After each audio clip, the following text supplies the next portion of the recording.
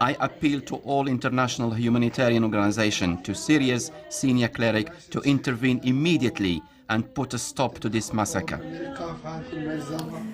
Well, joining me now from Birmingham is Abdul Omar, who is a UK-based Syrian opposition activist and has been talking to people in Homs and Aleppo. Thank you very much for speaking to us, Abdul Omar. Now, I want to talk to you about Homs in just a minute, but let's just go back to our lead story about those explosions in Aleppo this morning. What have you been hearing from people in Aleppo about what may have happened? Well, this appears to be very much the continuation and yet another episode in this saga that's been going on in Syria with these explosions happening. It bears the same hallmarks as the previous one. Again, it was done on a Friday. Again, it was done early in the morning, and yet again, the bulldozers and the media, the Syrian state media, were in the scene within a few minutes to bulldoze over any evidence. There was no investigation. There were no forensics taking place. Just the media saying this is another terrorist attack, exactly the same as we saw in the previous two attempts in Damascus. Yeah, the Syrian regime, as you say, adamant that this was the work of armed terrorist groups. I mean, is there any detail emerging about just what happened on the ground?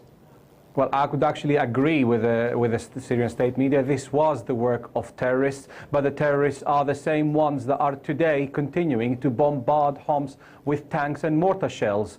We have had reports that there was some kind of a small skirmish. The FSA has admitted that they had sent troops to observe how the Syrian forces massed their troops early on a Friday morning to go to the various points within the city and suppress protests. But we have a very clear statement from the FSA saying there was no attempt whatsoever to put any explosives. They do not actually have the capacity to plant any explosives anywhere. OK, let's move on to the situation inside Homs. We've seen some very distressing pictures. What is the latest you're hearing about the situation inside the city?